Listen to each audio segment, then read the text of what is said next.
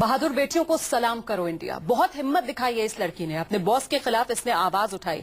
शिकायती चिट्ठी इसने लिखी मैनेजिंग एडिटर को तहलका मैगजीन की, और इस चिट्ठी में बाकायदा किस तरीके से एक एक एसएमएस का जिक्र किया है इस लड़की ने, वो हम आपको दिखाते हैं। जो एसएमएस तरुण तेजपाल की तरफ से इस लड़की को भेजा गया, उसमें बार बार इस बात का जिक्र किया गया कि जो कुछ भी तरुण तेजपाल और इस लड़की के बीच में हुआ वो कुछ नहीं था, सिर्फ ड्रंकन बैंटर था। ये बार बार कहा गया तरुण तेजपाल की तरफ से, मतलब नशे में हुई हंसी ठिठोली, खुमारी में हुई दिल लगी। इस बात पर जोर दे रहे थे तरुण तेजपाल हर एसएमएस में। हालांकि लड़की ने सीधे सीधे कहा तरुण तेजपाल को कि वो इस बात को नजरअंदाज नहीं कर सकती है। लड़की ने यह बात तरुण तेजपाल की बेटी को बताई और इस पर तरुण तेजपाल की तरफ से लड़की को फिर एसएमएस किया गया कि तुम में बिल्कुल संवेदनशीलता नहीं है एक बाप बेटी के रिश्ते को समझने की, तुम कैसे मेरी बेटी को यह बता सकती हो। लड़की की तरफ से फिर एसएमएस किया गया, आप मेरे साथ यौन शोषण कर सकते हैं तो मैं अपनी सबसे अच्छी दोस्त जो तरुण तेजपाल की बेटी है उसे यह बात क्यों ना बताऊं, और मुझे अब दोबारा आप मैसेज ना कीजिए। ये बात लड़की ने एसएमएस के जरिए कही तरुण तेजपाल को। लड़की की तरफ से साफ कहा गया कि आप जानते हैं कि आपने जो कुछ किया वो गलत है, आप झूठ बोल रहे हैं। तरुण की तरफ से कहा गया, मैंने तुम्हें हमेशा अपने बच्चे की तरह माना और तुमने एक नशे में हुई हंसी ठिठोली को इतने आराम से इतना खराब, इतना भद्दा बना दिया। जिस पर लड़की की तरफ से कहा गया 2 बार, जी हां, लड़की की तरफ से कहा गया 2 बार आपने मेरे साथ ऐसी हरकत करने की कोशिश की, नहीं वो हंसी ठिठोली नहीं थी। लड़की की तरफ से साफ किया गया कि नशे की हालत में आप थे, मैं नहीं थी, मैंने आपको रोकने की कोशिश की। तो ये वो एसएमएस जो लड़की और तरुण तेजपाल के बीच हुए, जिसका पूरा ब्यौरा इस लड़की ने जो शिकायती चिट्ठी लिखी तहलका मैगजीन की मैनेजिंग एडिटर को उसमें दिया।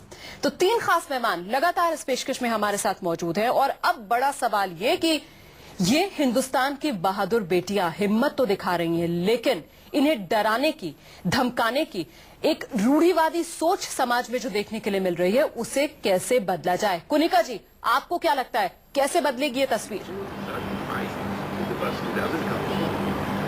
इसे वक्त लगेगा, लेकिन धीरे धीरे बदल रही है। ये अच्छी बात है, ये खुशखबरी है। लेकिन मुझे ये तरुण तेजपाल जैसे पब्लिक फिगर्स, चाहे वो नेता हो, चाहे जो भी जितने भी पब्लिक फिगर्स हो, जब ये ऐसी हरकतें करते हैं, क्या वो सोचते हैं कि इसका रिप्रकशन उनके फैमिली पर, उनके आसपास के उनकी जो वर्क प्लेस है, आज वहाँ जो भी जर्नलिस्ट उस मैगजीन में काम कर रही हो, तहलका में काम कर रही होगी, उनका उसका पति या उसका बॉयफ्रेंड या उसके फादर उसे शक की नजर से देखेंगे, शायद इसके साथ भी कुछ हुआ है और इसने शायद रिपोर्ट नहीं किया, क्योंकि ये मानसिकता है मर्दों की। उसके अलावा उनकी जो बेटी का जिक्र बार बार हो रहा है, ये भी उस बच्ची की प्राइवेसी के खिलाफ है, उसकी प्राइवेसी के खिलाफ हो रही है। तो ये इतनी बड़ी जिम्मेदार पोस्ट पे हैं, इतने बड़े पब्लिक फिगर हैं, इनको इतने बार मान सम्मान दिया गया है, तो इसके ये क्या कभी सोचते हैं कि ये नशे, और कहते हैं नशे में जो इंसान करता है वो दिल के अंदर जो बात होती है वही होता है। ही सेइंग ये it was just a drunken banter, this is not acceptable. And जिसके साथ सतपाल चौधरी जी, आपको क्या लगता है कि जो रसूखदार लोग होते हैं वो कहीं ना कहीं अपने रसूख का इस्तेमाल कर इस तरीके की बातों को क्या दबाना चाहते हैं? बिल्कुल, चाहे वो सुप्रीम कोर्ट के जज साहब हो, चाहे तरुण तेजपाल जैसे लोग हों, चाहे आसाराम हो, चाहे उनका लड़का हो, जिस तरह की घटनाएं इन लोगों ने की हैं, इनके खिलाफ यदि सख्त से सख्त कानून का कार्रवाई हो जाए तो मैं समझता हूं कि इसका मैसेज बिल्कुल निचले स्तर तक जाएगा।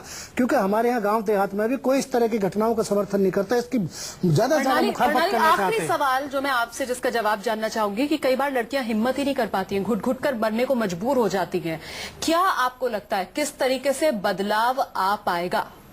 देखिए, ये मानसिकता बदलना बहुत जरूरी है। अगर धीरे धीरे कानून के लिहाज से क्या किया जाए? देखिए, कानून तो तब आएगा ना जब अगर कंप्लेंट आप करेंगे। अगर आप अपने ही अंदर रखेंगे और चुपचाप सहन करते रहेंगे, सहते रहेंगे, तो कानून कुछ नहीं कर सकता है। कानून का हेल्प लेने के लिए आपको आगे बढ़ना चाहिए, आपको आवाज उठानी चाहिए, तभी जाके कानून आपकी सहायता करेगी। सो फर्स्ट स्टेप तो यही है। और अगर आप एक बार आवाज उठाएंगे, इस खास पेशकश में हमारे साथ जुड़ने के लिए, तो जरूरत इस बात की है कि समाज उन बेटियों की हिम्मत बढ़ाए जो गंदी सोच का शिकार होकर चुप रह जाती हैं। लड़कियां जब गुनाह के खिलाफ बोलने का हौसला रखेंगी तभी गंदी सोच खत्म होगी। रूढ़िवादी सोच के दायरे से बाहर निकलने की हिम्मत दिखानी होगी बेटियों को। लड़कियों को आवाज उठाने से रोकने वालों पर भी सख्त कार्रवाई हो। ये मानना होगा कि जुर्म के खिलाफ उठी आवाज को दबाना भी जुर्म है।